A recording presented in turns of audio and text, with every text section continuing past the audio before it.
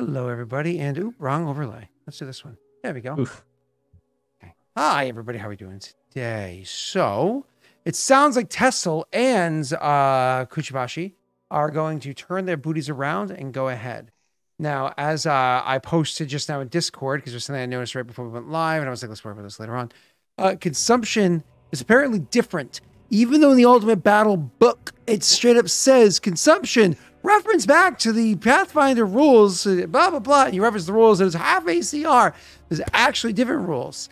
The actual rules are 1 consumption for every 25 soldiers, or fraction thereof, per army is the way it actually works. So that being said, if you have an army of 20 and an army of 20, that does not equal, oh, well, that's 40 people. It's only, sorry, an army of 20, an army of 10, or whatever it is. Oh, it's only 50 people. It's a consumption of +2, right? 1 per 25. No, that's 3 different armies. Therefore, 3 different groupings to work with. So, grr. That does mean that Tessel's army is actually only a consumption of 2. +1 for when he uses ranged weapons is a 3. Nick's army, with only 20 being there, is a consumption of 1. Doubled for being on mounts, and +1 for having ranged weapons is 3. And Jake's army, which is a whopping 4 for having 100 soldiers in it, +1 for ranged weapons. Hold up, remove that ranged weapons for a second. It's 4 divided by 2, because he has living off the land boon, +1 for ranged weapons equals 3. So that's how his works. Because the ranged weapons is a plus. It's not part of the base number that gets multiplied or whatever it is. Because it's if you use them. It's a after the fact kind of number that you work with. So yeah. That's actually, it's a 3, a 3, and a 3 for each of their armies, even though they're structured very differently because of different factors of their armies, which kind of works out better. But that is still paid weekly. As it increased the consumption, that's still paid weekly. So I think Jake said he already spent 4 for his army this past month or something like that. Is that what you said, Jake, or did you pay 3 last time? I think it was 3. Okay, so you're still staying the same. Cool. Yeah. Awesome. So this is what you were already planning. So it does make the math easier moving forward for anybody that's doing army planning and so on and so forth. I don't know if Valorant got pwned last week with looking at these rules again, because I keep reading them over and over and over and studying them more and more and more. But this it's like the Russian doll of fucking rules. So moving on. So that should make things easier. I mean, honestly, Valorant probably benefited from it because they had an army of 200 is what it was, which means that they had 8 plus ranged weapons is 9. So they probably benefited from that. Using the old rules. It means that using the army in the future is going to be more expensive, I think. But we can worry about that some other time, right? All right. Back to what we're... Oh, by the way, armies that are in reserves are way less. We've already talked about how those rules work. Those are currently accurate. That's another important distinction. Okay. Back to the game. We have Clan Densho catches word that apparently... was it that you had doing this task, sir? Irithel finds out that apparently they're coming down and they're going to be attacking. Did you win with a critical success? No, critical failure. You failed with a critical failure. I lost the stability roll. I got a critical success with Irithel to find out the information. Correct. And then you had me make a stability check, and then I won. So with the critical success, you know how many there were, where they were coming from, how they were attacking, so on and so forth. It's one of the reasons why we were able to react so quickly. But with the stability check, you unfortunately lost the lands. You have to deal with the issues with that. The good news is that going into this battle immediately, because of the critical success of Irithel and all the details he's able to know, he's actually able to give you some details about who the war leaders themselves are, the lieutenants, or whatever you want to call them, the commanders of each of the battles, which means that you actually have the opportunity that if your army is ever one to bring another one into the bloodied condition, you can actually do an opposed morale check. If you win that opposed morale check, you can actually call out their commander, the leader of that army, to individual combat to try to end the mass combat. Or you can just crush their army with the normal rules. Either way, but it gives you an opportunity to try to bring it more personal. Cool. Back to the game. Your army, of course, would go back to your army to join in here. And yours would come here as well. Similarly, Nick, his army, while their armies would have moved 2 away before kind of catching the word and then coming back, or 2 and change away for catching the word, your army actually moves at a speed of 3. So they would have gone, 1, 2, 3, and we'll say change, kind of get you maybe upwards this hill when you catch word. Where is it you're going next? Me? That's you are Nick, yes. Yes, probably right here. Okay. So you, with that day 2 of travel, similar to them, give me 1 second. Vision on. What's the event settings? No light multipliers, dynamic lighting. Would it field of vision? Center? No. Night vision, maybe? Distance. There we go. I think it's 6 miles. I think that's how we do it. So I just want to make sure that your army can actually see. So if you go from here, 1. Oop, shit. I hate when I do that. To the back. Down here. 2. And then you come up into here. 3. So, and that's not enough range. And because you're going up on a hill, you should be able to see more anyways. So this should be I think it's supposed to be what? 12 that you can see? There we go. So coming up on this hill here, you realize that and coming up on the hill, you're actually able to attack this land yourself. And you're able to try to take the hill for yourself. But in doing so, you're also going to be able to notice where their own home is, where their own capital is. Information that was not known prior. So it was known. You did know exactly where it was? Oh, okay. Yeah. Well, yay! You know again. Either way, you're also able to see that there's hills to the north and hills to the south. But at the very least, there's a valley in the middle, which is good for building in. I don't know. Anybody looking up the rules for subjugation? Anybody want a vassal state? Huh? I've looked at these rules. Huh? There you go. Because that's Clarence Steele's future, okay? All right, cool. Why don't we look at the I know. Why don't we Oh, fuck you. Oh my god. Why do I do this to myself? Like, the meme is so old, but I keep whipping myself. I'm not going for the low-hanging fruit anymore. I can't do it. It's not even hanging, it's touching the ground. No, you're serving it up on a plate. All right, moving on.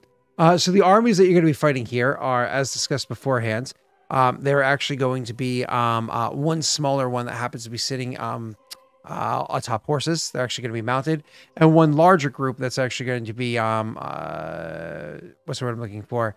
Just kind of like marching along. That group is going to be 50. The one that's marching along, so about the same size as Clan Shadow, as opposed to the smaller group, which is going to be about 20. So it's kind of like a Shadow and a Kushibashi army against you two sides. So that's how it is that they're going to be visible. Let me just make this a little bit bigger. All right, and details. Okay. Would we have collected any loot from defeating the giant armies? Yeah, you. I can take care of that afterwards. Okay. Started talking about all this consumption. I'm like, oh, I gotta start paying for this shit. Yeah, it gets pricey, doesn't it? All right, and then you're going to be slightly smaller. Cool. We are good. So you have the two armies that are going to be here, moving up on you boys. Kind of as your armies are moving in, whether or not you're able to scout them or get the drop on them is actually a pretty easy thing if you have it mathed out for yourself. Do you know what your scouting bonus is for your armies? If you don't, we're just going to say you have a +2 and move on from there. Cool. You're welcome to go ahead and roll a 1d20 +2. Any modifiers to it? I've heard anything or no? 1d20 +2. Cool. Both of you guys are able to spot the armies, and I'm similarly going to be with similar modifiers.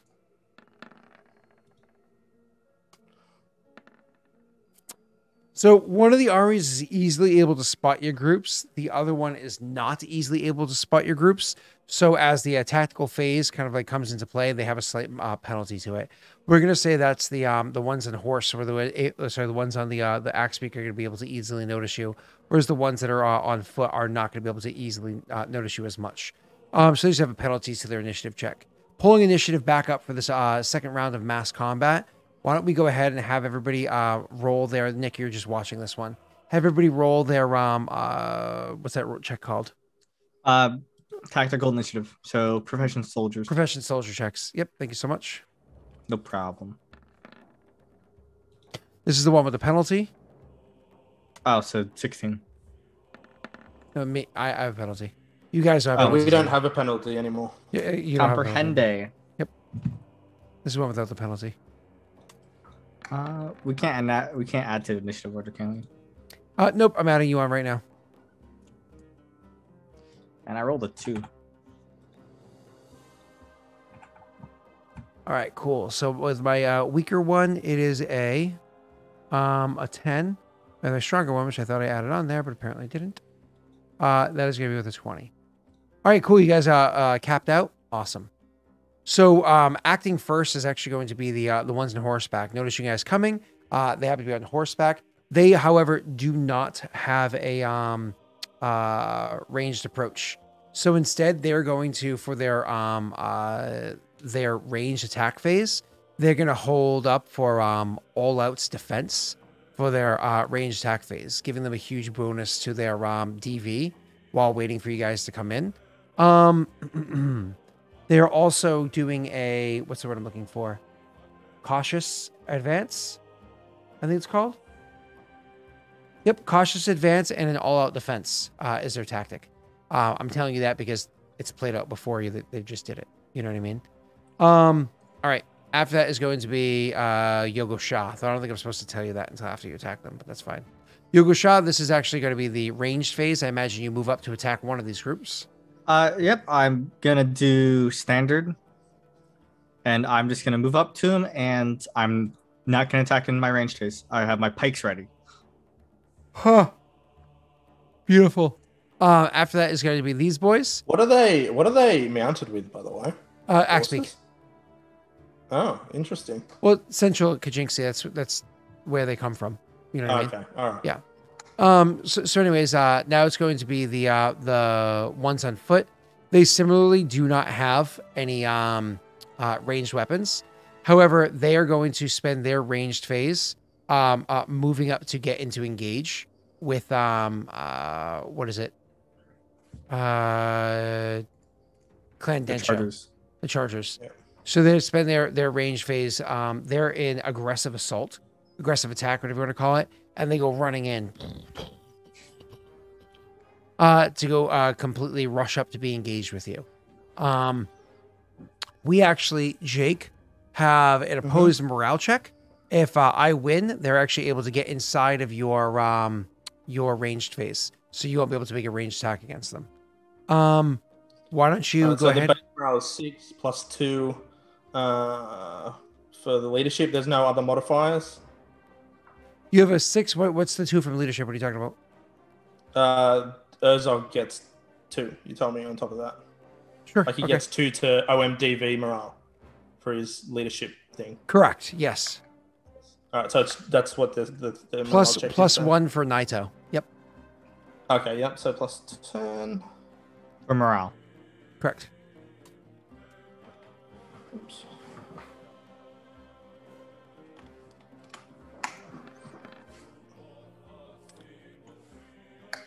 Well, you beat me. By a lot. Yep. So you are able to get your ranged attack against me. So I spend my phase trying to get up into your ranged, get up into your melee range. It doesn't work. You're the only one using your ranged phase. You make your attacks there. All right. Well, we've forgotten again. We used to message you what our stance was. Yep. It was standard, I believe. No, I was never going to be standard against these guys. Okay, sorry. I was going to go all out, but I'll take it to aggressive and match them. Okay. If you want. That's fine. Okay. All right. So I'll roll now, which is 7. 11. Okay.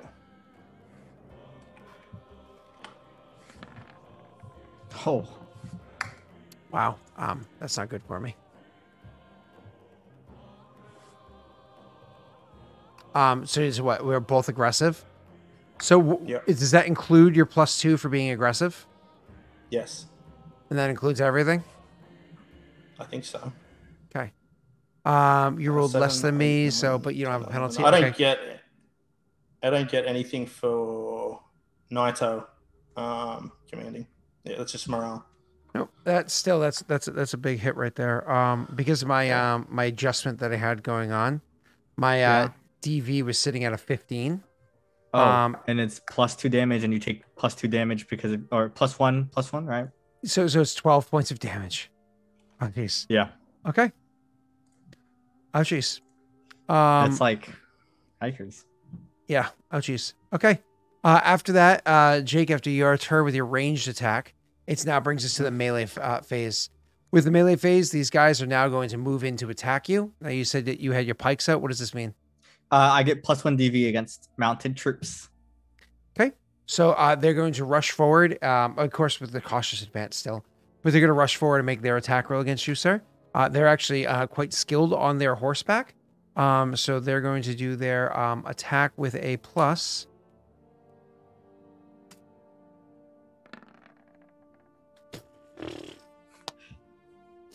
So the reason I have pikes, and it's because it's good against horses or axe beaks in this case. Oh, come on. I rolled with a +9. I rolled such garbage.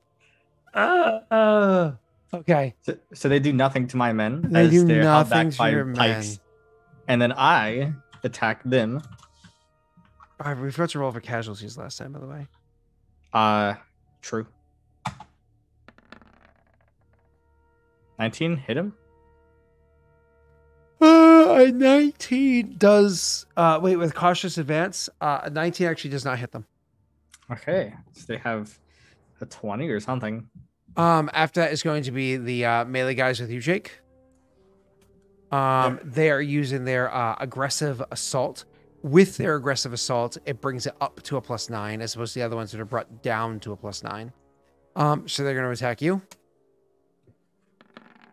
Ooh, 26. And what's your DV? 17. Ooh, wow. So that's 9 plus 2 more because you're both being aggressive. So it's 11 points of damage to you. Yep. Okay. Ouchies. That's a big one. That's a big one against you, Jake. Ouchies. All right. After that is going to be Charger's turn to retaliate. And we're going to want to describe this out before we do the actual route phase. All right. Well, rage and my boon. So I'll be adding those in because I get to use a boon, obviously, for the start of everything. All right. So give me 1 second.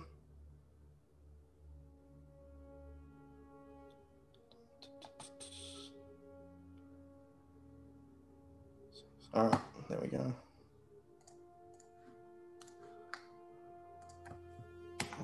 So 11. Okay. All right, I'm gonna make my attack.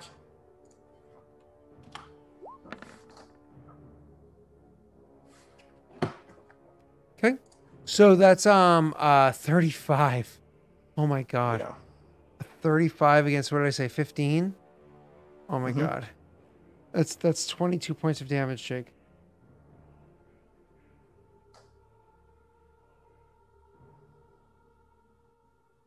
The only question is going to be whether or not you choose to decimate them. Yes. Because before fighting the me. giants don't matter, but against these guys it will matter. Okay, well, you're at the bottom of initiative. It's now the rout phase, so everybody has first. I have to make a morale check because I was defeated. So I get a plus. Hold on 1 second. Let me do this first. That's a big roll. Yeah. Jesus. Okay, that's good news, I guess. I guess. Now everybody do their route phase. Okay, yeah. DC 10. Oh, hey, look at that. I just barely made a 10. Yeah, I'm good. And I just barely made a 10. Oh, Nick doesn't have to. That's right. All right. Technically speaking, they are still there. They're still alive. The horse people are still fighting. They're going to go against you again. Again, Tessel. I get a +9 to this roll.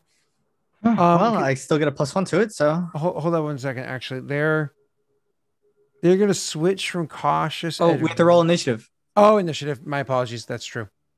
Initiative. I have a +8? Roll high. I rolled 1 higher. No, not a +8.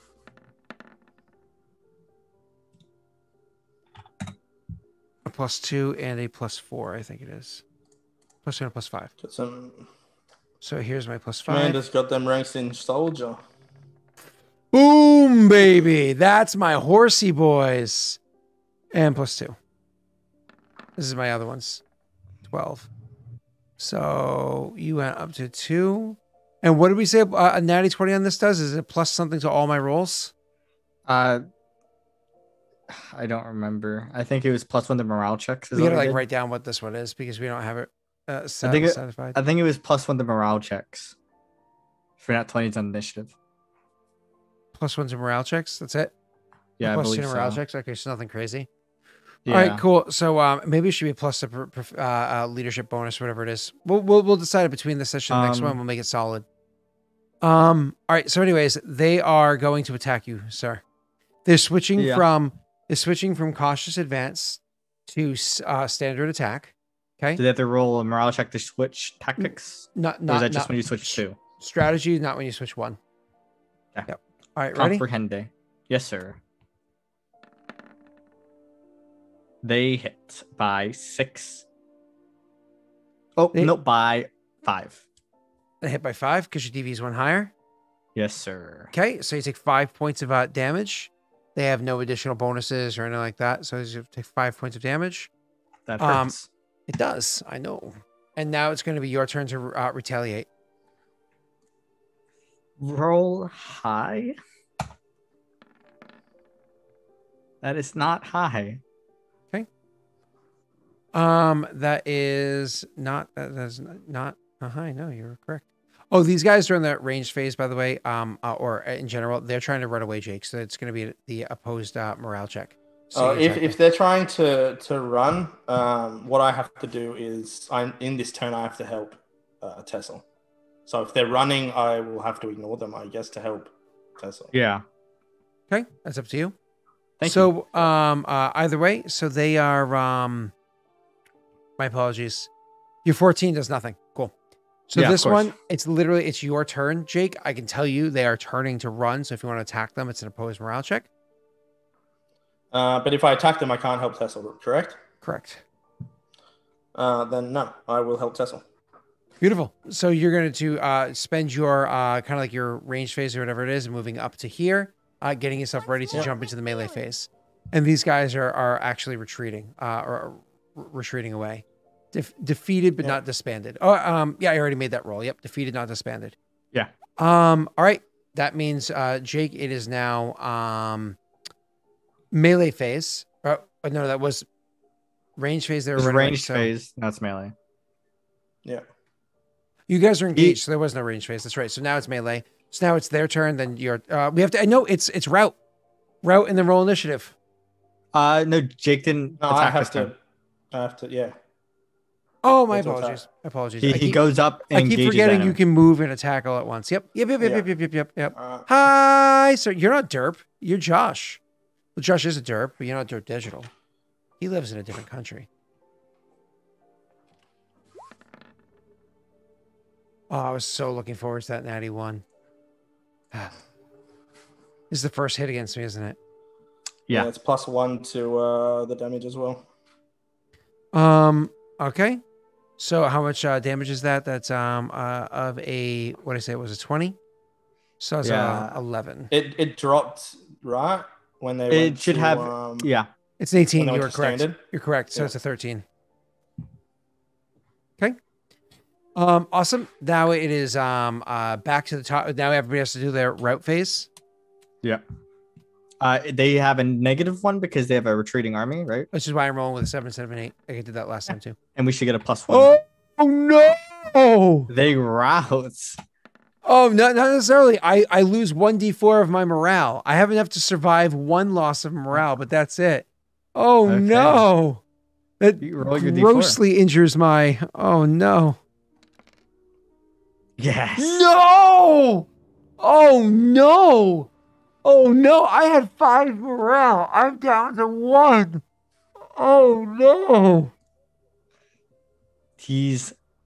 They're scared. Oh, that's not good. So at the start of this, I switched from standard to cautious. So yeah, I'm trying to find the chart for that again. PDF page 9. So you okay. Everybody rolls for their initiative. God damn it. On which PDF? Battle. Initiative. God damn it. What's my initiative bonus to 5? Initiative. Whopping 11. Oh, I forgot to say the +1. Oh, I did +1 damage against you, by the way, Sal, because I had a higher net than you. Okay. I rolled a 4. That's why I rolled a 2. Macros. I rolled a 2, 3, and a 4. They officially retreat, by the way. So I got an 11 total. You got a 19, and Jake got a what, 10? Yeah. Okay. Whoa. Why is it mine good? It's supposed to be 11. There you go. Tesla gets to go first. Yeah. Its cautious is -1, -2 to O, and +2 to DV. Correct. So I roll over 6. Oh God. Oh, what's up, Sinatra girl? Thank you so much. 25. That hits. Ooh, that's against an 18, so that's 7 more. -1, 6 more. -1, 6 more. Yeah. Okay. I'm getting pretty injured here. That's not good. And then I have against this dude, I have +3 DV, so I'm at 23. Okay. And now it's going to be their turn. So I have to roll against you. God damn it. Oh, I kind of want to withdraw and fight another day. No, I'm gonna hold it. I'm gonna hold it firm for a minute. Ha! No, that 17 was right there. It's surrounded by. On. He's surrounded by 17, 19, and 16. It's scary. I don't like it. Oh, that 17 was right there. I could have fucked you up so bad. Oh, that would have been actual like bad for Shado. But luckily, I'm Gucci gang. Ugh, that was cringe. Which, by the way, is painful to say. Jake, it's your turn. It's pretty cringe. Jake, it's your turn.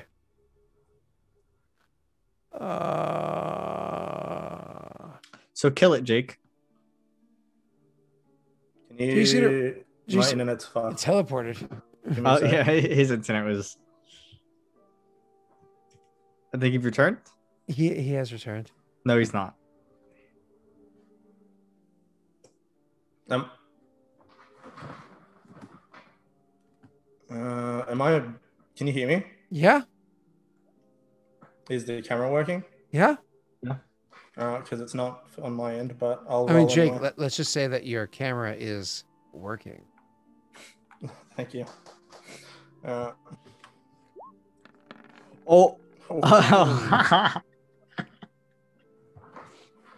Roll a D4, Jake, to add to damage.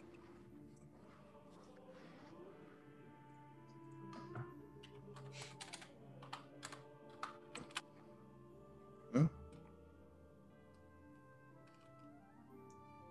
Oh.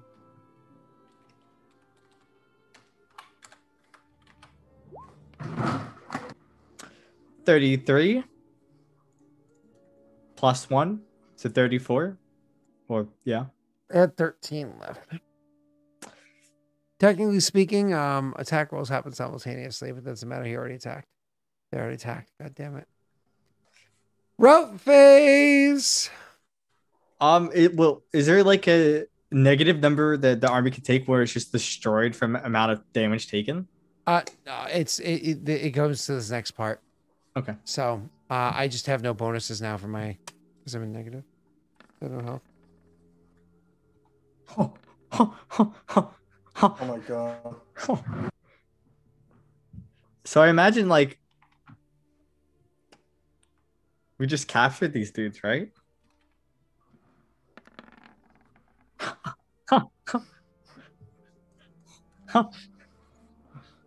You guys accept crits, right? Mhm. Do they just get scared of the axe beaks and start running? I mean, let's see. When you lose, you just lose 1d4 morale, Jake. Your army does. Yeah. So roll that. Yep. Maybe like Urzog got hurt or something. That's Oh, okay.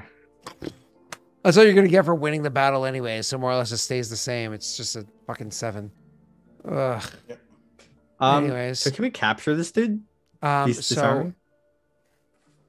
They're routed. They're retreating. Absolutely, it's a opposed morale check to be able to pin them down to capture them. So absolutely, roll your morale check.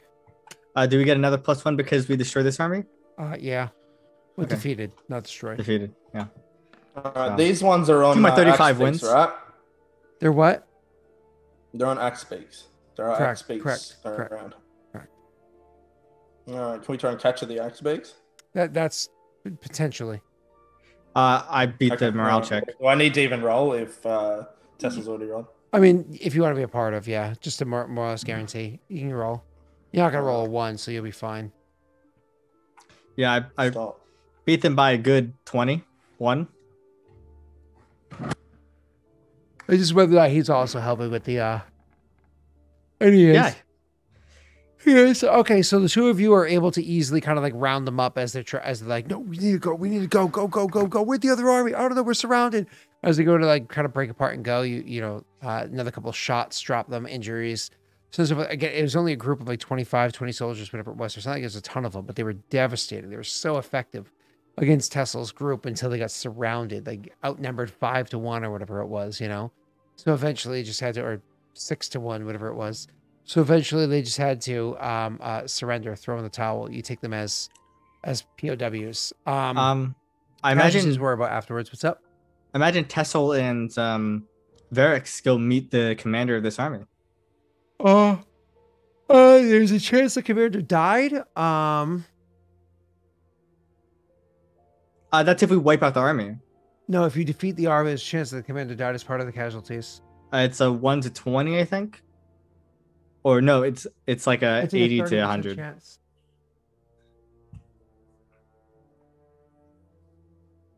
So a typically defeated army has 10% of its members dead and 1d4 times 10, 2 wounded to fight. Then there's destroyed, then there's disbanded.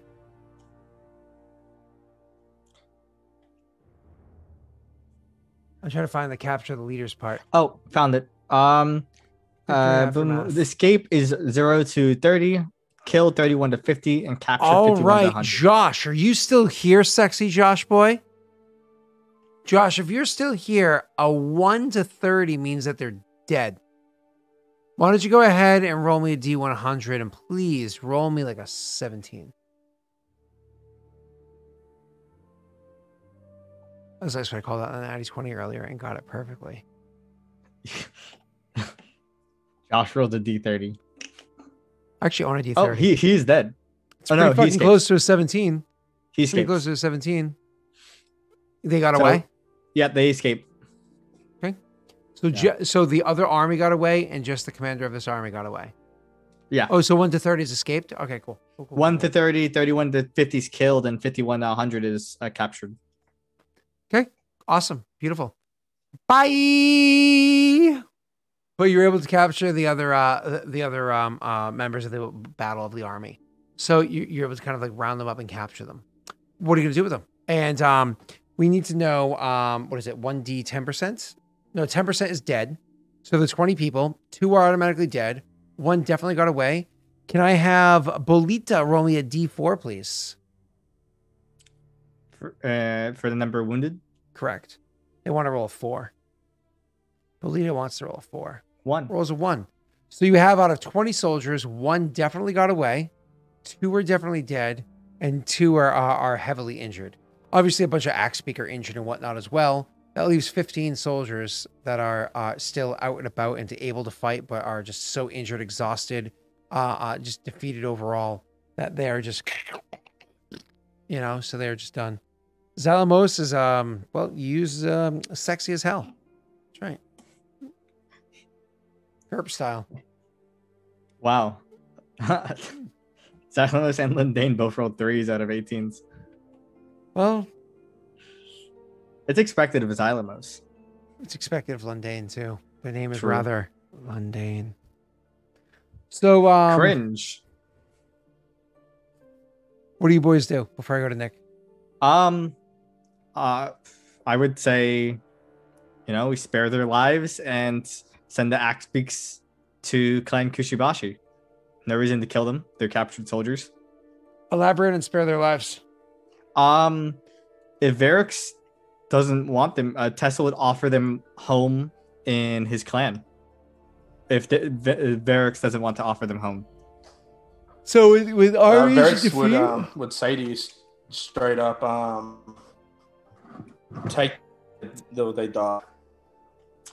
You cut out. You cut out, Jake. Varix would just say, take them or they die. Yeah. So You hear me now? I heard what you said. You're cutting out though. Somebody want to clip that face for him? You go ahead and clip that face. He looks concerned. There you go. It's like a nice little snap. All right. So anyways, that'll be a fun one to use in the future. We'll need it. Please send it over to me. So what were you saying? He says take them or they die. Yeah. So basically Tessa will take them as POWs. prisoners, offer them to stay in his clan, but if they don't want to stay in clans, he'll hold them till the war's over and then they may go wherever they want. Right? He won't force them to stay in his clan. Generally speaking, you have 3 options when it comes to this. Option number 1 is to you have 3 options: internment, massacre, or Enslave? forced labor.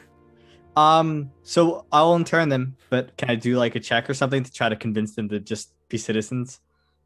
It's less of like mechanically beneficial, but just like roleplay, because I don't add anything to my population.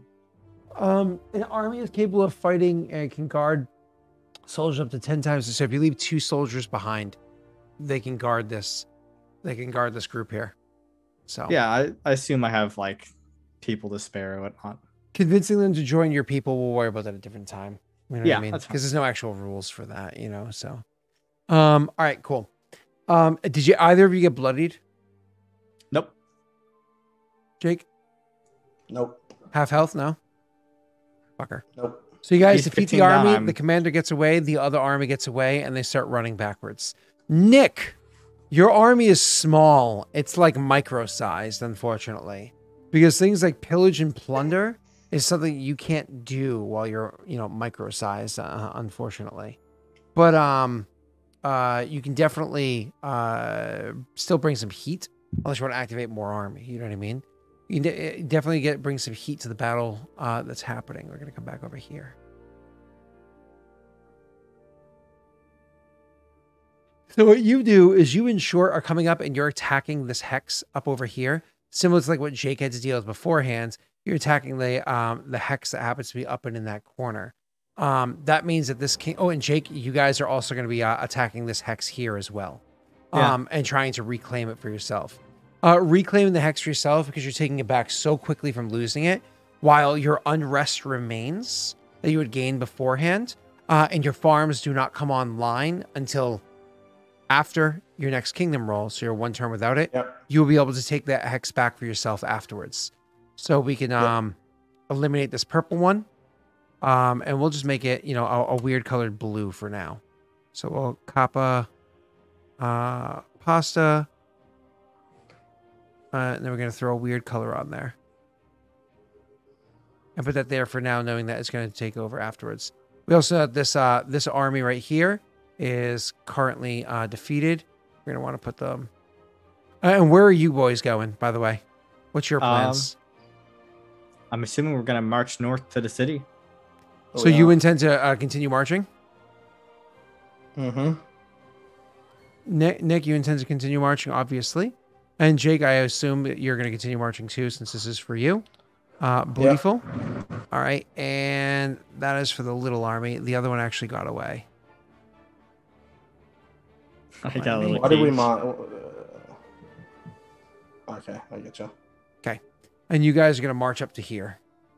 Unfortunately, I don't think your tokens actually have the ability to see, do you? God damn it. No, That's so we're frustrating. blind. How much do we heal, Sal? Immediately an hour- after the battle, Half ACR. round down always. Yeah, if we get 8 hours of rest after the battle, you heal your ACR. Yeah. And that's if you don't march or anything, you just camp. Mm-hmm. If you're marching, it's half ACR, I think. That's what that's what the rules say, I believe. Yeah. Okay. So you guys are able to see over there. That changes things a little weird. Sorry. Something funny. Oh, Jesus.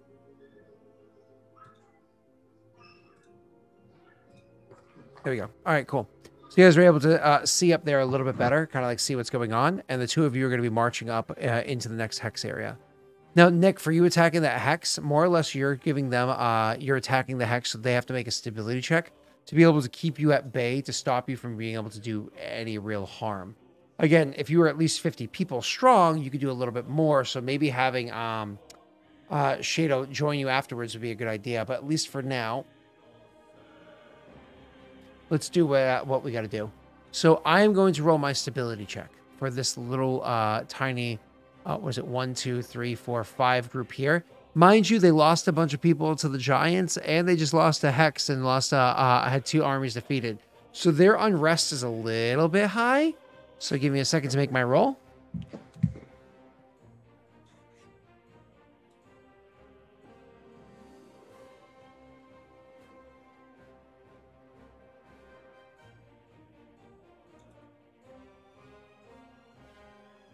Hold on.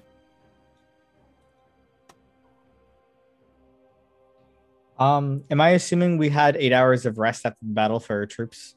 It's up to you guys. I imagine you're going to want to push on. Well, we have immediately. to remove the fatigued condition. We have to wait 8 hours. I guess we'll wait. So that means we heal half ACR plus ACR. Okay, here we go. I'm going to make my kingdom roll. This is my stability check, Nick, including all my unrest and everything against you attacking that hex up there.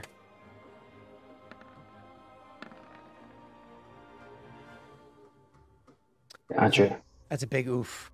That means that this hex right here was actually by your soldiers going in there and attacking it and attacking it and attacking it day after day after day while they're down there fighting that battle down there. You're actually able to provoke them to the point where you actually cost them this land, that it no longer belongs to them. Nice. Yeah. We're just destroying this clan. It's nice. It no longer belongs to them. That is going to be what it is that your character successfully does. Once again, jacking up their unrest, making it so that they have even bigger penalties to the future rolls that they have to make. Granted, their DC goes down by 1, which is nice, but their unrest also goes through the roof. So when it comes around to the boys down to the south, obviously they're going to have to kind of make a choice. One, are they going to try to chase down the army that retreated at one point in time? Or are they going to start like kind of pillaging the land?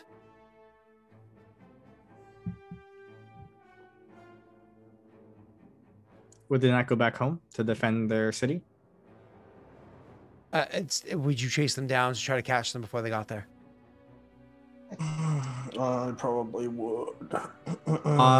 As I would. How would Naito?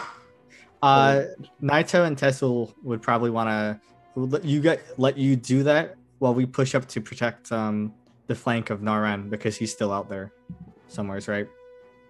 So you should be able to handle. I dare this say group. we've got messengers to say what Naren is doing. Naren said that he will be providing aid from the north.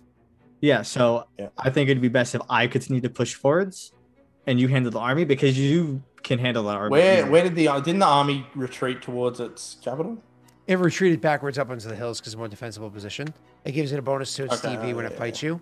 You know what I mean? Just like I imagine that, like realistically, you Densho would go charging forward at them just to, like wipe them out because there's less soldiers to deal with later on. Whereas like Naito would be like, let's take this hill. This is an advantageous spot for us to stop at. Mm-hmm. Okay. So, yeah, even if I think maybe we'd push Naito push up 1 hex so he can be ready to support either Naren or Densho if he needs help. But first, you would have to take the hex that you're currently in. Yeah, then I do that. Okay. Whatever it And requires. Jake, you're going to go and try to attack that army. Yeah. It's not exactly a very difficult thing to fight, to attack that army. Being able to chase them down is going to be an opposed morale check. They have a bonus to this morale check to try to just continue running. But you have many soldiers. You have the advantage. You also have a bigger check. You go ahead and roll.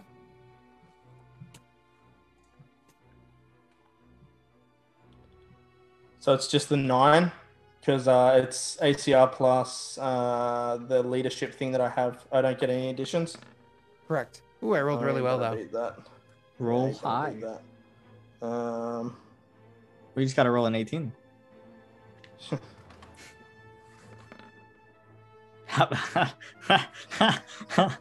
See, it's just that easy, Jake. Jake, Just roll go an ahead 18. and roll your initiative mod. God fucking damn it. That was great. Oh, they actually normally have a, but this one still has his leader.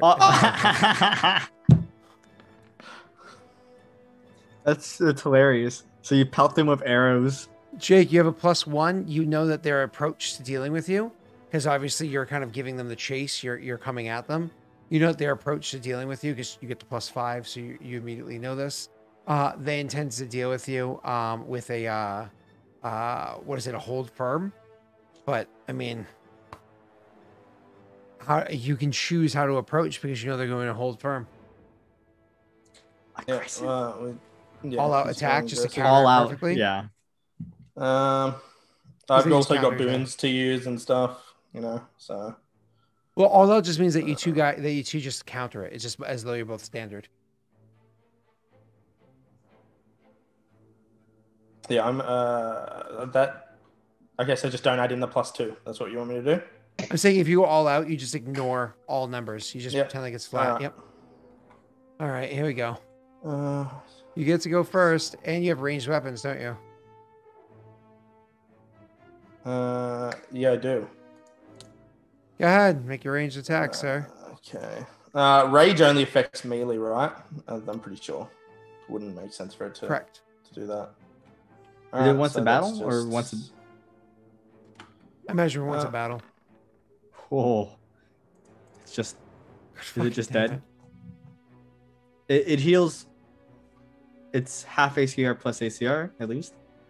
it. Ooh. You think it's got a spare, like, 10 health sitting around? God damn it. No. Jake, Probably here's not. my opposed melee. Opposed, what the hell is it looking for? Morale to you. Roll your morale. I'm assuming this is for him to massacre their army. I'm not able to run away. Jake, go ahead and make your melee attack against me.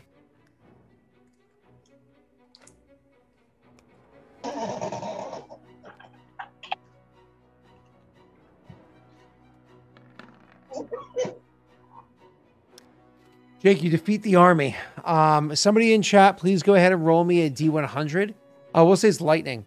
Roll me a D100 for the commander if you want to get that page pulled up real quick, Sal. I already got A 96. He is captured. You captured the commander, Jake. You did it good this time, LD. I'm proud of you. What do you want to do with the commander? Take him to questioning. I'm taking him back to. He's going to be prisoner for now. Well, I mean, I mean, the problem is like ransom means nothing if you wipe out their nation. Yep. But it's yep. good to hold on to for now. Yep, that's why he's doing it. All right. Well, He could be useful as a commander. Huh. you move up to here, Cell, and I imagine you're going to start your multi-day onslaught. That sounds like really bad. I don't want to be just murdering. You're the peasants. literally no, it's not murdering peasants. It's Okay. destroying any defensible areas, securing the area for yourself. It's Okay. more or less taking away their ability to control that hex. You know what I That mean? sounds good. I just don't want to be murdering some random civilians. If you want to stay there for an entire week, you can actually, because there's enough of you there. 2, I'm going to read the rules. You can pillage. We're not going to stay there for a week because they're going to be moving up to the capital, I imagine. Hold on 1 second. The equipment and supplies of a defeated army or unit can be taken by the victors in a battle as spoils of war. The spoils of war are a number of BP equals to 1/4 the ACR of the army that's defeated or 1/2 the ACR of an army that has been disbanded or destroyed. Jake, you disbanded or destroyed one. You disbanded or destroyed another one, Cell. And nothing came from the giants before. In addition, an army of 50 or more soldiers can be sent into a hex containing terrain improvements, spending 1 week burning fields, slaughtering herds, tearing down buildings, and generally wreaking havoc. At the end of each week, all terrain improvements in that hex that the army's commander wishes to be destroyed are destroyed unless the kingdom that owns the hex succeeds a stability check with a -1 penalty for every 50 soldiers engaged in the pillaging of the lands. A successful stability check preserves those improvements, but the pillaging armies undertake another week of. But if they undertake another week of destruction, the stability check must be repeated with an additional -5 for each week after the first. Pillaging armies earn 1 BP for their kingdom for each improvements they destroy. Finally, armies can attack buildings in cities whose defenders have all been defeated, destroying, disbanded, or routed. This is treated as attacking an enemy army, with the buildings having an effective DV of 15, plus the building's defense modifier, if any, and hit points equal to BP value. The army can attack once per battle phase, or 3 times a day if not in battle. A building reduced to less than half of its health points ceases to provide benefits to the kingdom. A building can be repaired, blah, blah, blah, blah, blah, blah, blah, blah. Cool. So, yay. I imagine you're not staying to burn and whatnot, right? We don't have a week. We're going to be marching on probably within a day. So as he goes forward to fight that army, you come to here to take this this land for yourself, to take it for yourself. Okay, cool. Oh, shit. That means I need to make a stability check. My DC went down to a 25, but because of my unrest went up by another defeated army and another loss of land, my modifier actually dropped considerably again. This is me rolling against it. Poor kingdom. Yeah. Sounds like they shouldn't have attacked us. It made it. So somehow, you do not take the land from them. They're able to hold it steady for them. Nick, while they're doing that, where did your army go? Oh, that's pretty simple. We're gonna just go up to this hill right here. Okay, you're able to do the similar idea, able to attack that same spot, blah, blah, blah, blah, blah, same as the kind of the other things we discussed beforehand. Beautiful. So I have to make the same check because we were able to resist the other one, so it's the same details.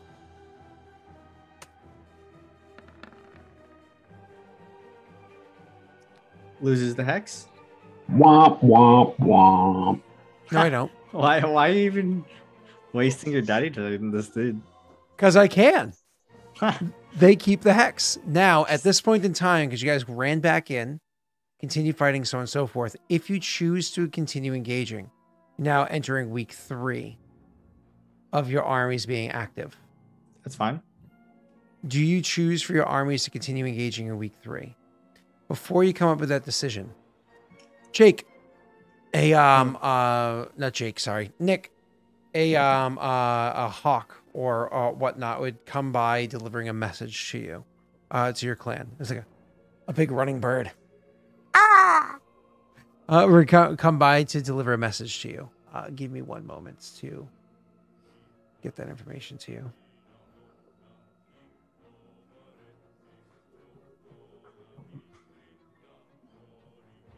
Here it is. It's a message. You know that handwriting. It's signed with Shala's signature. Warlord Kushibashi. Warlord Naren Kushibashi. I heard of your endeavors to counterattack against the insurgents into Clan Densho. I immediately acted and got a few people in place. They're inside their city as of right now, awaiting orders. I simply want to know what it is you need to be done. Shall we be trying to wreak havoc, causing even more unrest than already exists there? Or shall I try to procure any information for you, anything that may be vital in upcoming talks or goings-on? The other idea is their armies have been defeated, and they lack the morale to raise another army, but are surprisingly wealthy when it comes to the value. It seems as though they've been collecting coin for a considerable amount of time. They are using much of this coin now to hire mercenaries. We could convince the mercenaries not to die for a lost cause. Ooh, I like that last option. Okay. The cost to do that does not cost directly in BP. It actually costs in gold pieces. It's which BP converts to. It costs 1,000 gold per the AR of the army, of the ACR of the army. So that means if the ACR is 4, it's just 1 BP. If it's a 5, it'd be 1 BP plus 1,000. If you have that coin, cool. If not, you just spend another BP for how you want to do it. So it's up to you. I think Naren actually has most of his money. I didn't really spend anything. Shoot.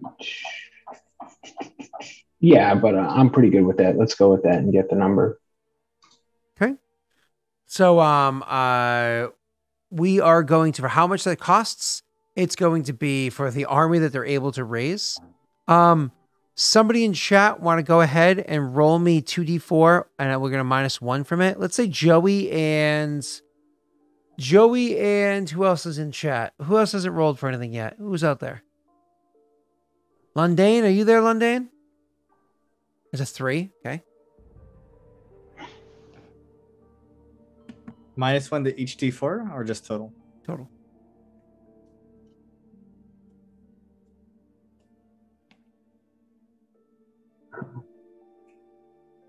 A d4. D4, like Joey did.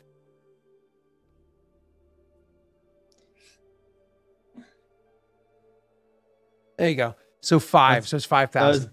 It was Bolita, so it's actually 6,000. Oh, 6,000, Nick. How much you got? Wait. Yeah, so I'll have to pay 1 BP, and then I can remove 2,000 from my personal. Perfect. There you go. You tell Shala, make it so. And you know for a fact when you march on the inside that when the command is given, it seems like fortune is favoring you at the moment, because when the command is given, you are immediately going to more or less. I don't know if you ever read the Drist series forever ago, but the whole what the hell was that guy's name? That ran the only like all male mercenary group. Oh, what the hell is his name? Oh yeah. When all of a sudden like, people would be fighting in an army one way, and all of a sudden they just like turn around and their clothes would change to the colors of the other army, and they're like attacking backwards. That's hilarious. Oh, it was so good.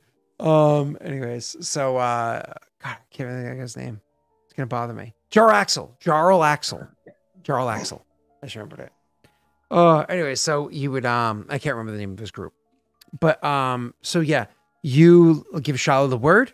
And Shala says, it's one of those things, simply wave 3 of your banners and they will know that it's time to turn. And so that's, you kind of get that prepared. I don't know if you send any word to your allies about this, but this does mean that you guys are all agreeing to engage into a 3rd week of war. Okay. Awesome. What's the plan going into this 3rd week? I imagine you want to once again compress these hills more to cause even more unrest. Honestly, at this point, why don't we just march into the city? If you take this hex right here, they technically lose this hex afterwards immediately anyways. So the two of you can go into the hex together. Can we not just like do that? I mean, we're advancing, so I mean, we want to take the capital. I think. We can we just ignore this hex and just walk straight in? You can, absolutely. More unrest is more in your favor, but yes, absolutely. I mean, for what we know, we destroyed their armies. They're already pretty bad. Like, if we just walk into the city and just be like, you're done, what are they going to do? I mean, taking the capital, Yeah. I think that's the way to go rather than wasting more time. I agree. Same. We're not going to sit here for weeks pillaging, so...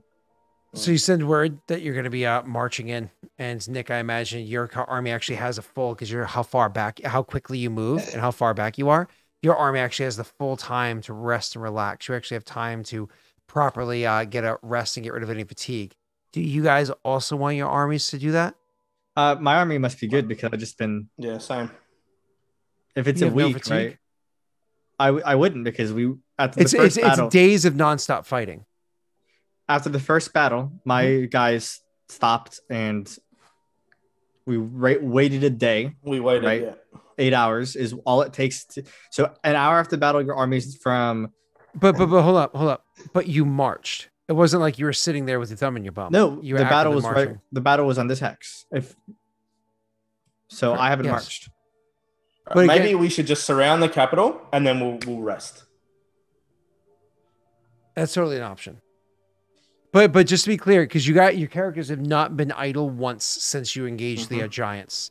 You fought the giants, you started walking away, you walk back, you fought again, you step forward, we're burning stuff and attacking different places, attacking that army, and now you're doing something else. Would we not have rested 8 hours? That's all it takes.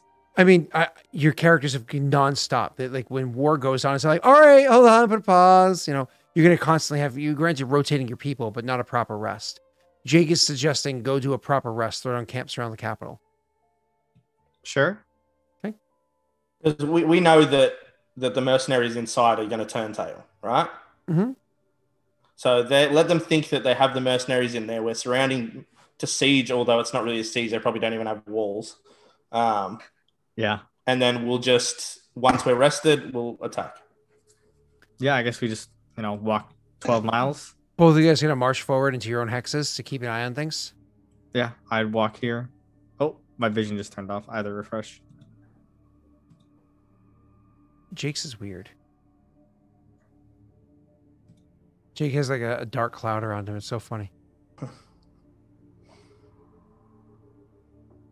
Oh, mine actually got screwed up for the first time this whole time. Look at that. Anybody else's get screwed up?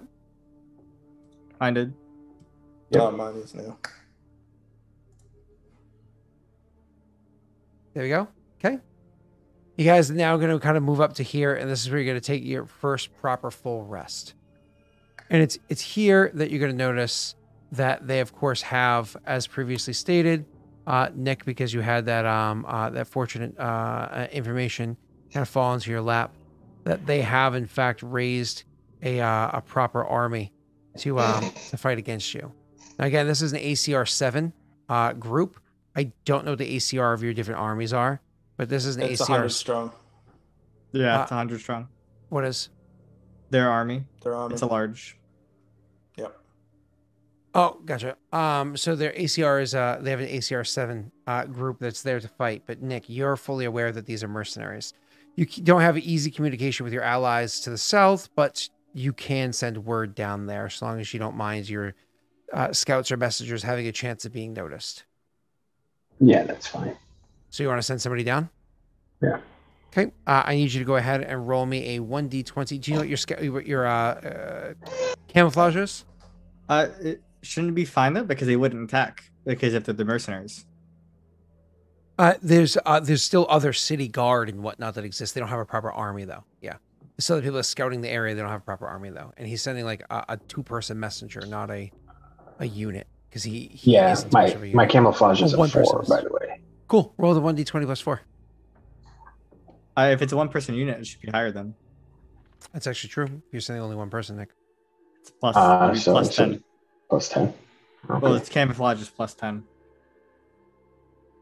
Oh. Oh,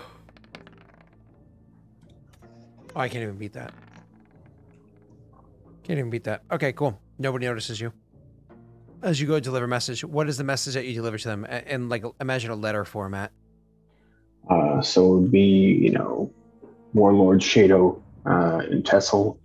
I have prearranged, or I have arranged to compromise the mercenaries. They will turn on the signaling of my 3 banners. Prepare to march on my signal. Yeah, I send a communication to Densho. We all get the notice, so I guess we wait a day and then we attack. Okay. Yeah. When you get the signal, all the armies are going to move forward. And again, as predicted, even though you guys are moving forward, they're not foolish. They know these lands. They know everything about them. So the people that are there have situated in such a way that even though Nick is coming down from the back side and you guys are coming in from the front, usually that backside they have a bit guarded, but Nick was able to kind of go up there and it's still a bit guarded. You have, what's what I'm looking for? Obstacles you have to try to like fight your way through, Nick, because you weren't able to take that hex for yourself. So you have obstacles you have to fight your way through, which makes things a little bit more difficult. But it doesn't change the fact that you, from Shala's information that she was able to get to you, and the word you're able to return to them, the only fighting force they have left is that mercenary army, and that you've offered them enough money to not die.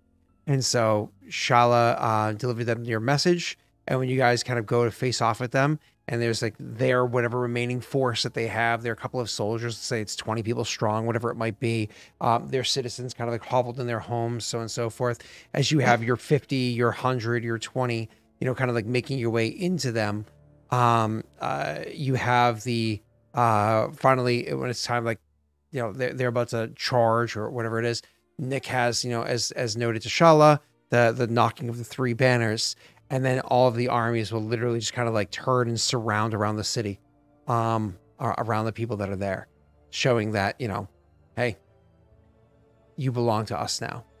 And this is where we kind of get into conversations of what happens next. This where it kind of like breaks down to different rules and RP and so on and so forth.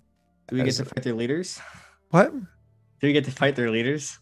Well, why would you just straight up fight their leaders? This is where if they would attack us.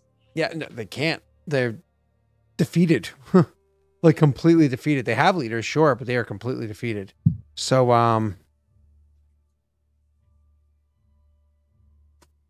I guess we meet in like their town hall or whatever, right? Where's structure? Where's the rules for subjugation? It's an edict. Oh, it's an edicts. Yeah.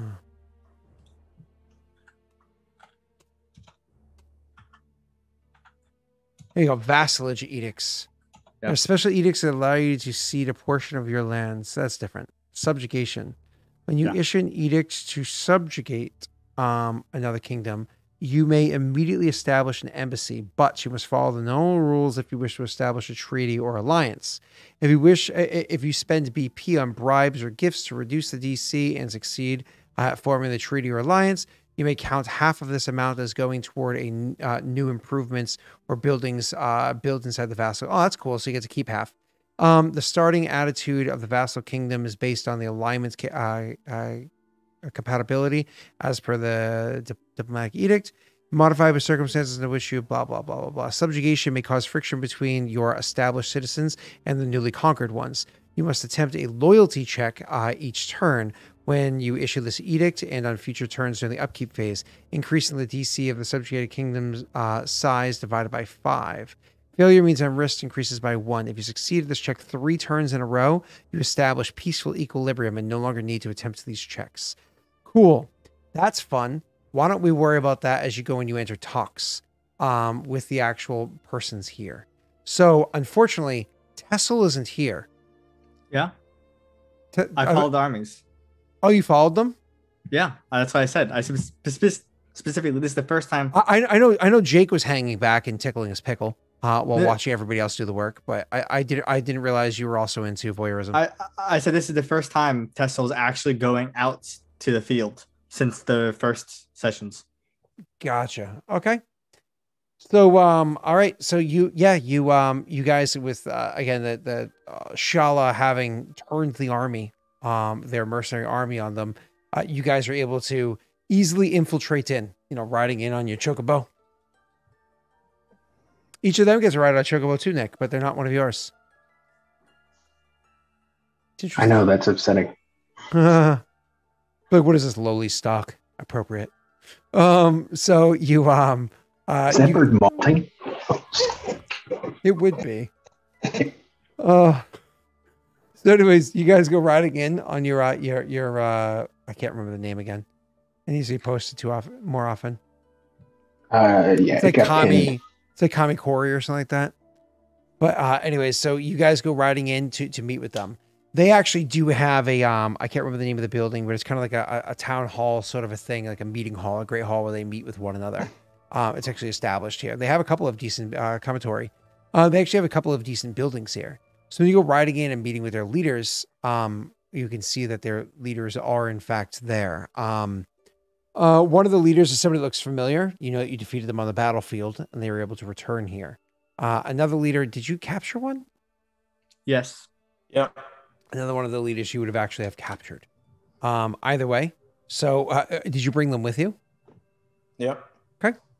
So you guys go riding into the place and sitting down to meet across from these the various leaders of this place. The three of you. Did you bring Naito? Or is he watching over the armies with like Urzog? I imagine he's watching the armies. Okay. Cool. So you guys are kind of like watching over that group, making sure things kind of hold still, making sure that the mercenaries don't get too uppity. Sounds like you guys owe Nick for the mercenaries. And Nick owes Steve for them. So you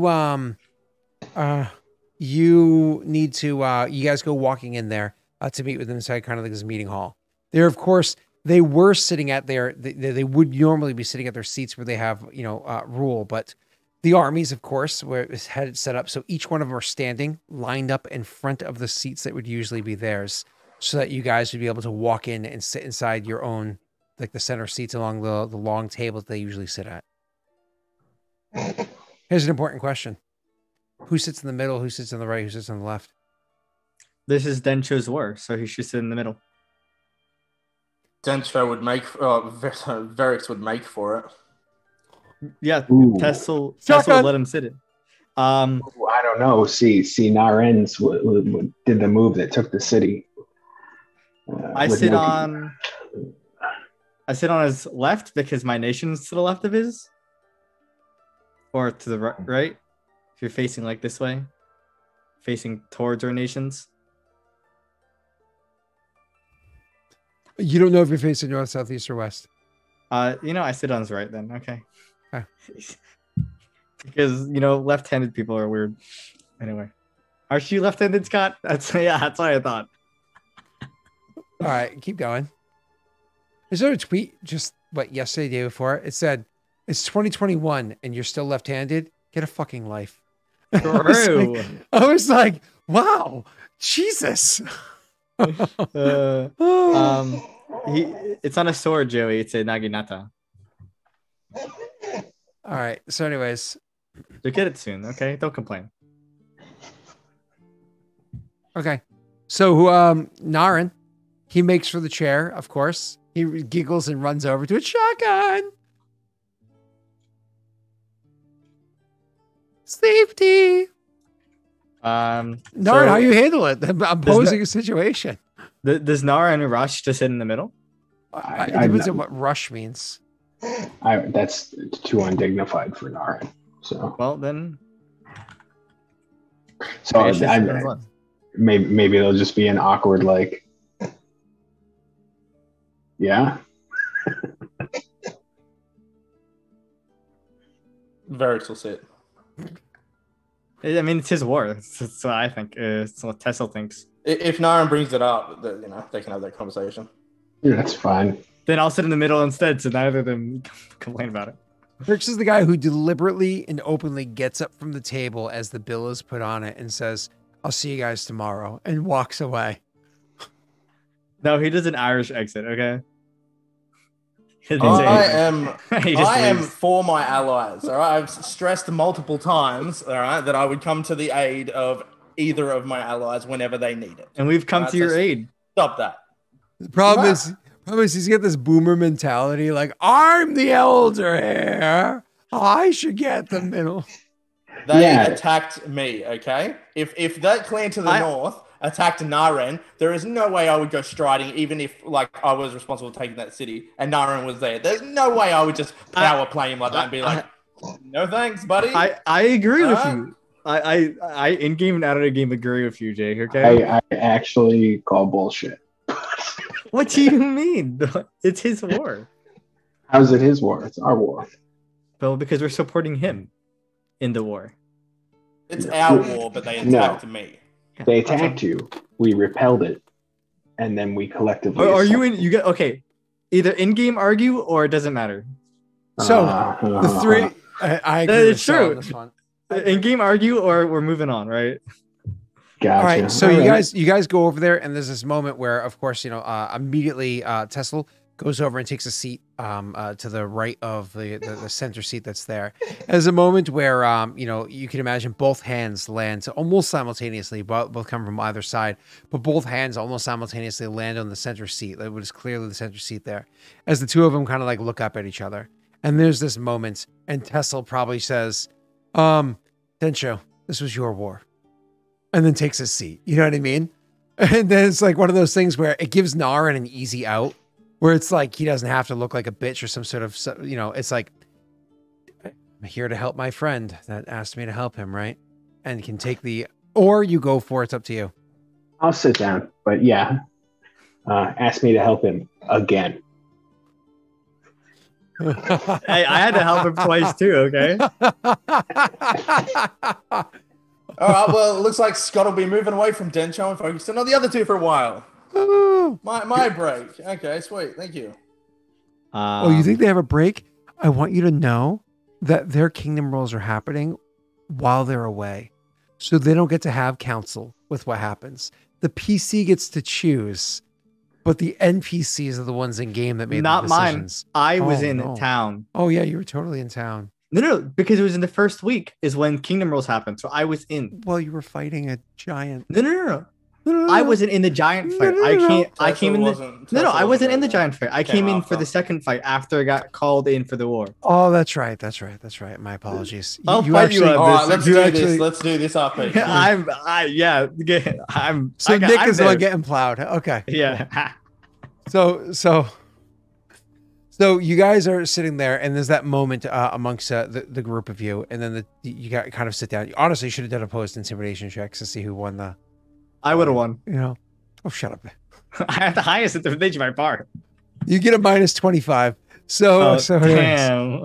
I'll just roll that 20. It's fine. Unless you get your card of nine tails in your hand. So you guys, everybody sits down to look opposing to the 7 council members that are opposing you. Oh, and I'm sorry, did you bring the 8th one? Yes, we brought the captured. Brought the captured one over as well. You sit down. Who speaks first? He's hogtied on the ground. Nope. Oh, wow. Okay, so he's just kind of like thrown down there. Now, mind you, it's not just like it's the 8 of them plus the 3 of you, 11 inside the room.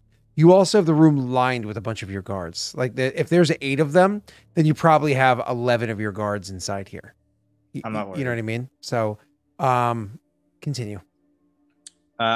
We say 4 of each of your nations. That's perfect. I would let Densho speak. So.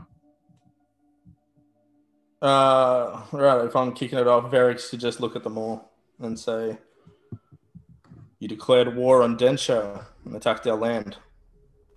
One of them spits back, like literally as you're saying, you declared an attack our land, like, bullshit! You started it, Densho. You know what you did. You led us into that trap. I talk over the top of him. I yell, "It's not my fault your clan is weak. Your best warriors fell. I took mine and we killed one and I took the other giant for my own." Another one says, "You are weak. Your lands are none." Another one chimes in saying, "We saw what you did. you fled. You turned your white tail and ran. I was in the Barren Lands, killing the ashen boar, the white boar. Another one says hogwash. I've seen its horns. I've seen its skin. Another one says, I'm sure you've seen his horn, boy. Tessel fucking stands up. Varix gives a smile and literally actually looks to Tessel. You know, I've made a bone scepter for Warlord Dencho after the last pitiful man insulted us. So, unless you'd prefer to be one, stay quiet. Oh, you can roll intimidation. Oh, that's Naito. Wrong character. Wow. I think I rolled the same. I rolled the same number. I rolled 13s. He does get quiet. Another one actually chimes up and says, why is it we stand here alive? There's a reason for this. Is it to hear yourself speak, or is there a purpose?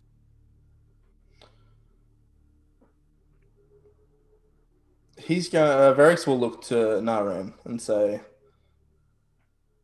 you're a bit out of pocket taking, removing the last pathetic attempt at a defense, right? This is correct. I suggest that we take everything of value from here. You are paid back what you are owed. We each take part of what remains. How does it work with their land, Scott? Elaborate. To take their land, you subjugate as our own. It becomes a vassal state. Okay. Well, Varix would say we each take, like more or less a third, and we burn this place to the ground. Oh, hold up. And everything. I don't know exactly what you're asking now. A vassal state means this runs as a nation that you have. No. I want to take it. To be clear, this runs as a nation where you're the ruler. You put somebody that belongs to you as the ruler of their nation, and they do everything more or less. They are their own nation, but they belong to you. You know what I mean? So it's a vassal state. Yeah. They're subjugated. But there's a difference between that and, no, this land actually belongs to us, in which case Naren couldn't do that until he grabs at least one hex over, because he has to be able to touch it. And unfortunately, well, technically speaking, Shado could, all three of you would have to build out one more hex to be able to take some land. But it all depends on who wants to build where, because I don't think even Shado wants to go that direction. I think what he's saying is that we split the treasury in thirds. Or we pay back Naren first, and then we split it in a third. Yeah, so we pay Naren back, then we split it in thirds. But I was asking more or less about their land, the four things they've got, because Naren's got a turn coming up as well. So if he grabbed one of them, he could, potentially take another bit of land from them, just from this. And I could have taken some. And if we did decide to take some land, then we forfeit a bit of the treasury to the other clan, if you understand what I'm saying. Kind of, yes. The thing is, if you burn everything to the ground, there's not much of a treasury left.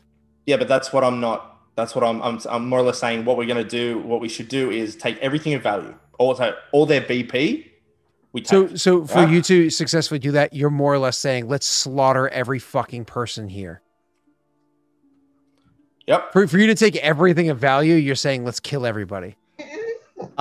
Tessel would be opposed to murdering all of these. Okay, well, let me do this. So what you should want to do is you should want to make them a vassal state, right?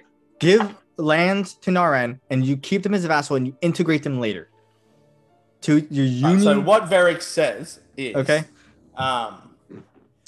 he says we should take everything of value, do the whole treasury thing, and then burn this place to the ground with not a single structure left standing, as a reminder to those that attack either of us that this is what happens.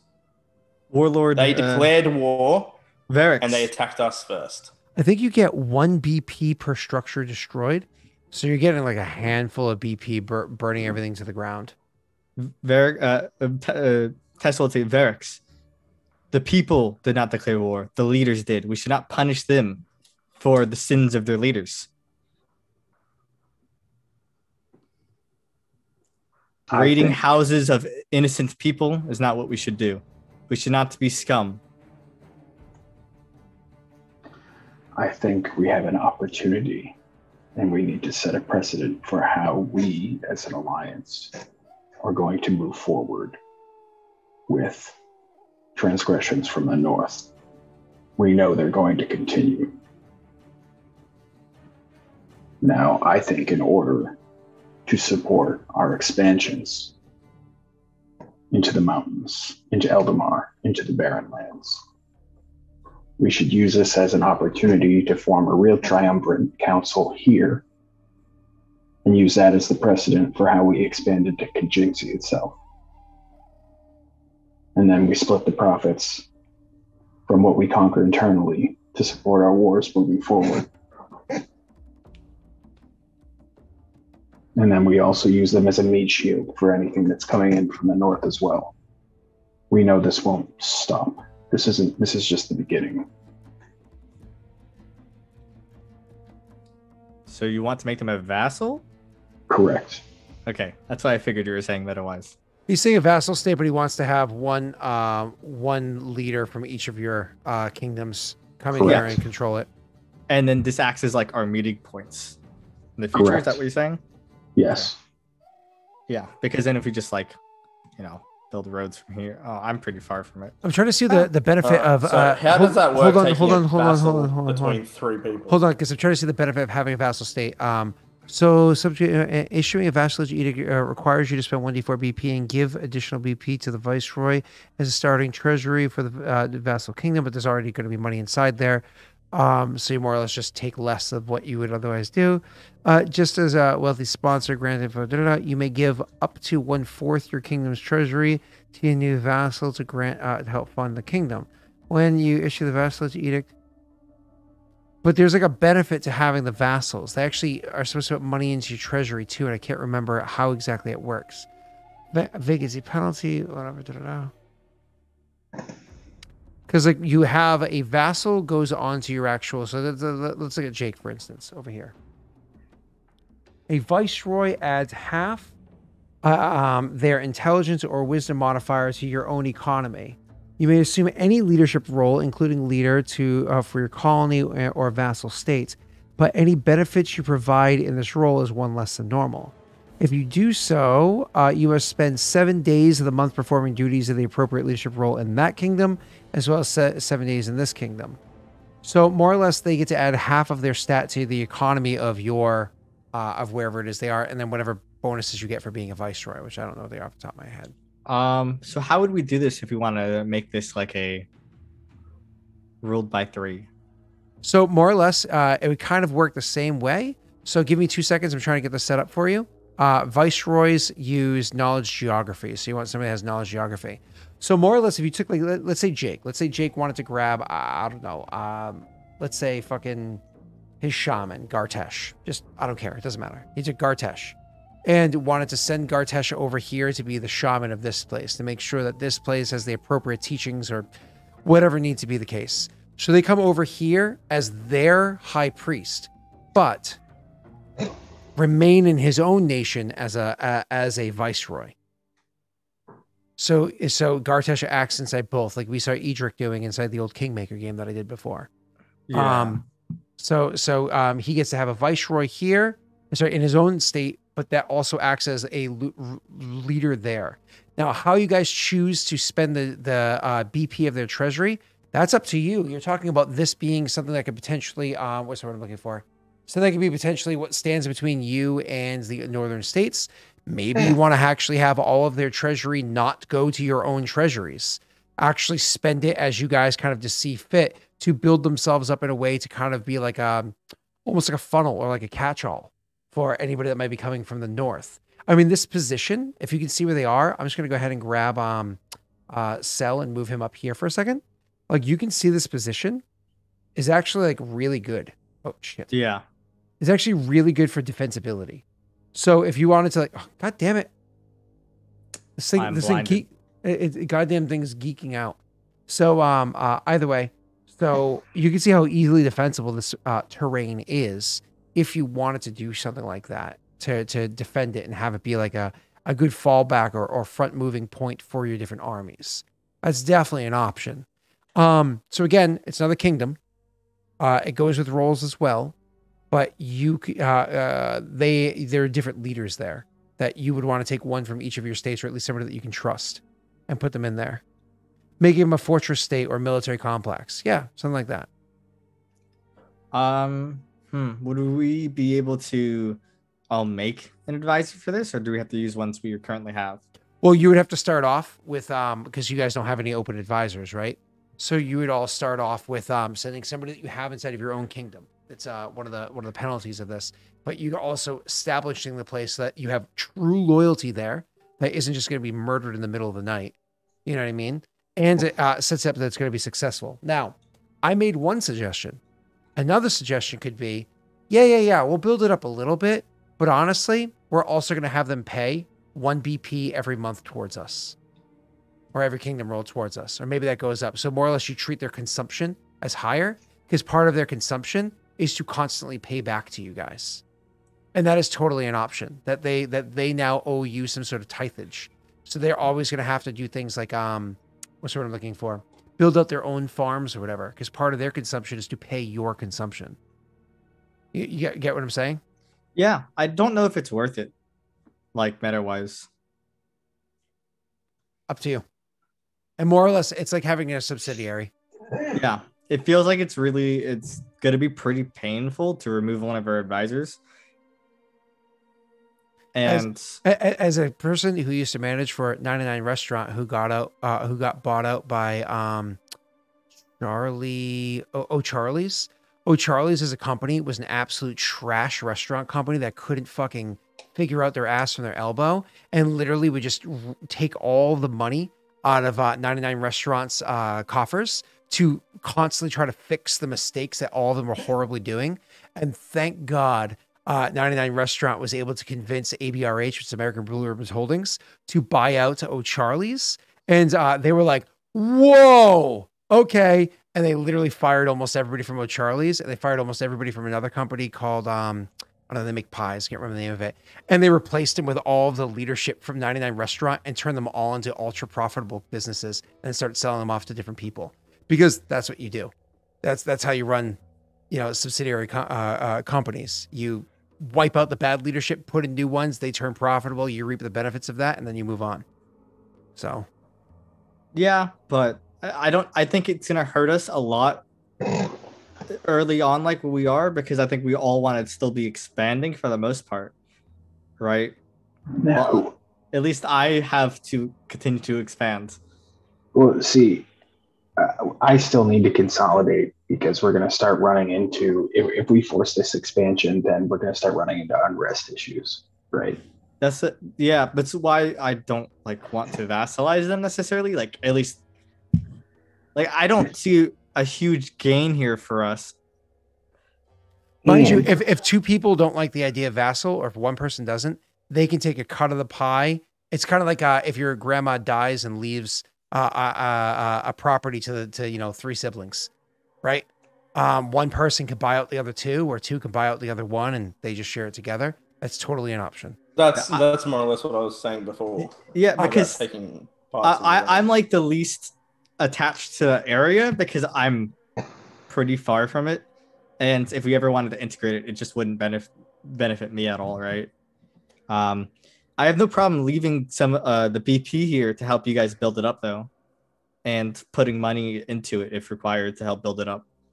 But I think it's better if we just take the land anyway, right? Instead of having the states defend it, because we could build just forts here in a city ourselves. And then your kingdom could individually gain the benefit of a city and a fort and whatnot, then have it be run through a vassal state. And then these are mineable, you can build mines here and stuff, right? Which is super good for your BP and farms. Are you kidding me? That's why I think it's interesting that you're not interested. Well, because it's all mines, baby. My expansion route is east. So, not north. right? To get there, that's Let me ask you this. Why? My expansion road is anywhere that I don't own. Yeah. I've mapped out. He says that looking directly at Varix. He says, "Don't worry, baby. I already own you." Scott kind of knows my expansion plan, but I have to like plan in a way to be defending against Clan Steel. So expanding a lot of resources to my north like that is hard. That's your choice. So I don't see a benefit in it, but if you two want to do it, then yeah. And then I'll leave part of the treasury, like whatever loot I would get, I'll leave like, depending on how much it is, I'll leave like half of it or whatever to help you build it up. So I'll support you in what your decision is. I just don't think I want to actively participate in it. That's fine. Jake, what's your decision? It is extremely useful to have them as a buffer there. Any attacks that come from the north, they're either gonna hit you directly up the top, or to get at the heart of mine, they're gonna have to come down this way. Well, it makes sense to put them there. How would we go about is there rules saying a vassal state, does it run under a single person, or can we run it under both? There's no rules saying one way or the other. Well, if there's no rules for it, then yeah, I will agree with Naren. That's a good idea, and that way they can. So they're under our rule technically, though, right? Yep. You actually, whatever ruler you take off of, you more or less for yours. And mind you, remember the rules of losing an advisor when abdicating the seat. You don't get the penalty if they shift within your own kingdom.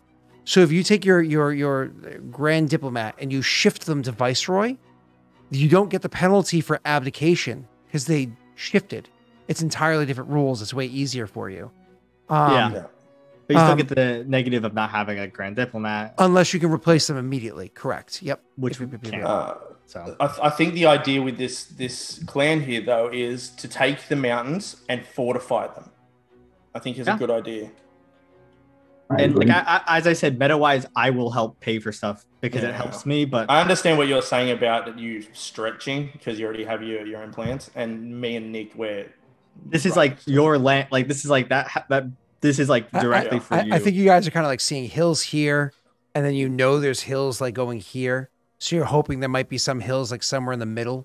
You know what I mean? And then you see river so if here. They get bigger, I think you guys are more or less trying to kind of close off this whole area safely. Yeah. That's what we've been thinking forever, is to close that off. But I first have to fill in my new parent lands and then deal steel. I was gonna say. So with them getting bigger, like if we like have them expand and take hexes and fortify them and whatever, do they provide a benefit, like a bigger benefit to our kingdoms? Well, let's say you want them to pay a consumption to whoever is their vassal to. When the more economy they have, the more consumption they can pay. They're just trying to ride a bike on slippery grounds, but they can eventually pay off their consumption debt by, you know, like you can set whatever you want there. There's no rules that say you can't say you're paying my consumption now. Yeah, so at first you probably don't want them paying much because you want them to be billed, and then you want them to pay Jake, much imagine if you were somebody else's bitch, right? So you're somebody else's vassal. Look over here at your consumption on your sheet. You see where it says other one, which is for a different reason. Imagine they're saying, hey, I don't care how well you think you're doing. You owe me 5 BP every month as consumption. So you turn this 1 into a 6, and now your consumption is sitting at a 7. Now you need to compensate for that in a different way. Growing more farms, building more mines, whatever it is you've got to do. You've got to grow that in such a way to compensate for that so that you can pay off that consumption. And then however that, works out, So if it's only you and Nick doing it, then Cell just takes a payout and he walks away from it. And you guys, maybe early on, it's only 1 BP a month, maybe it's 2 BP a month, whatever it is. But you get a little injection of cash and they just struggle hard and it causes unrest from time to time. And you're just like, well, if things go sideways, we just kill them. Yeah. How much BP is it? I have to go and figure all that out for you. Yep. So anyways, that's the situation, is that you want to subjugate them. Let's finish that up and give you what it was that you got as your spoils of war from beforehand, and that will be the session for today. So finishing up the vassal state bit, going down to where it says subjugation. It actually says here, to subjugate them, you actually have to still do a, let's see, new vassal state subjugation. It costs, subjugation may cause friction between established kingdoms. No, that's the unrisked part. Where's the BP part? There it is. Issuing a vassalage edict requires you to spend 1d4 BP and to give additional BP to the viceroy starting in the treasury. So you guys actually get to share the 1d4 BP cost. So why don't we have somebody in chat roll that 1d4 for you? You can pick who it is.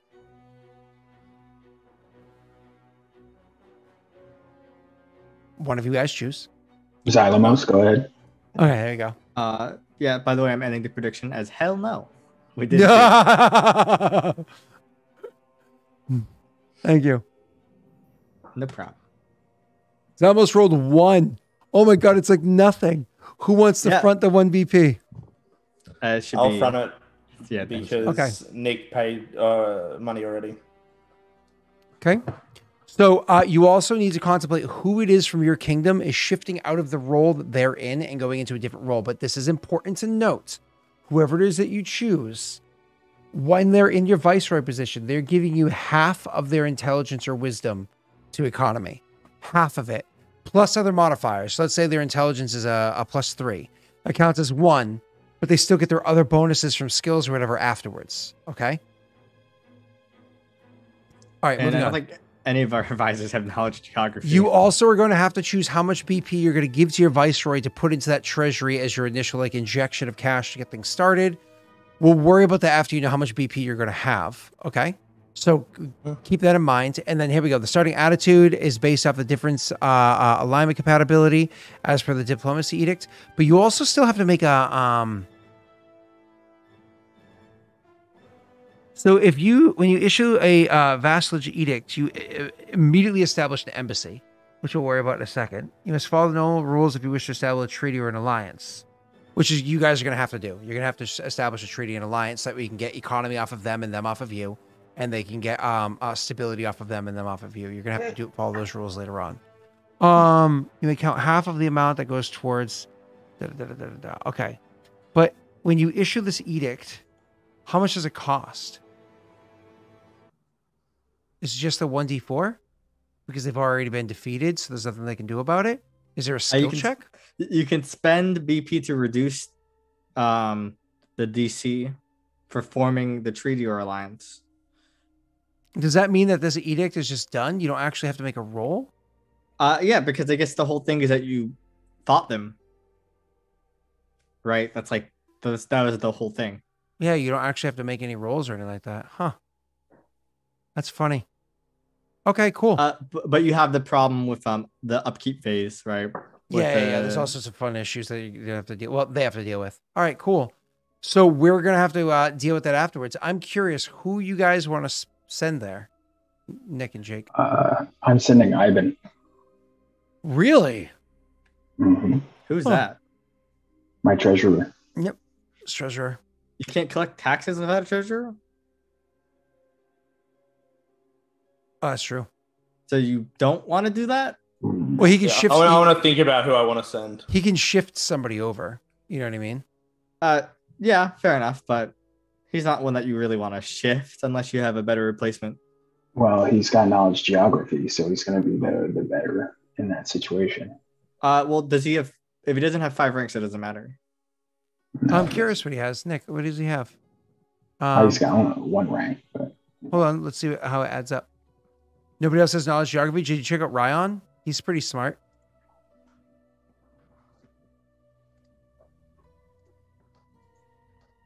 Could commanders? No, you wouldn't want to do that. That'd be foolish. You could send Zara. No, he wants Zara where she is. I know. Actually, Yes, Joey, but it wouldn't make sense because you have a commander to command troops. Actually, Ryan is there. Yeah.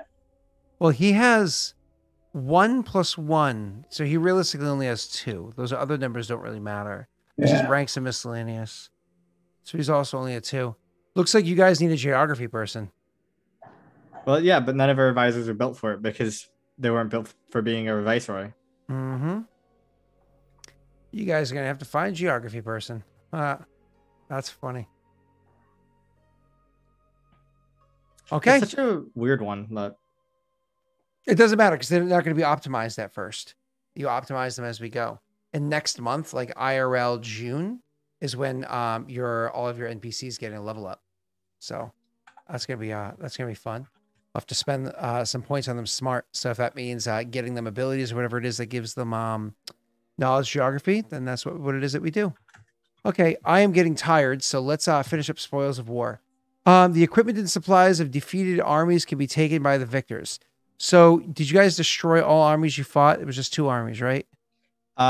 we captured one, and I don't know what Jake did with the other one. One ran away, ran back to the place which we now occupy anyway, and we captured one.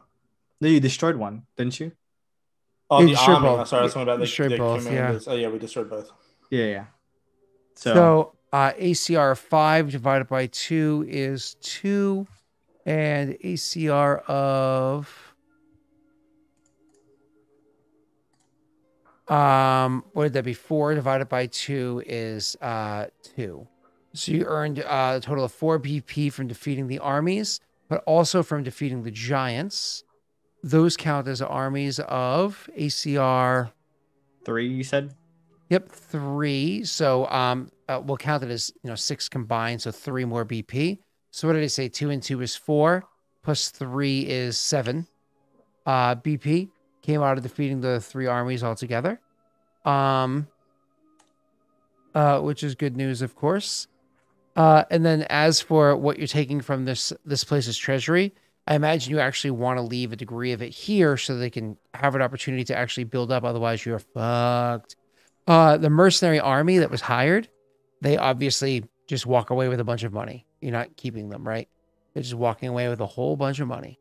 And Cell, I imagine, is going to be the only one dipping from the treasury immediately, correct? How much? I mean, depends on how much treasury they have. I will get you that answer before next week. Because I want to make sure like they're good. I don't want to fuck them over meta-wise, right? All right. So for the battles with the giant or whatever, what do we individually take? Since it's 7 in total, I say we give 3 to Nick because he paid some, and we both take 2. Mm-hmm. Yeah, I'm fine with that. Okay.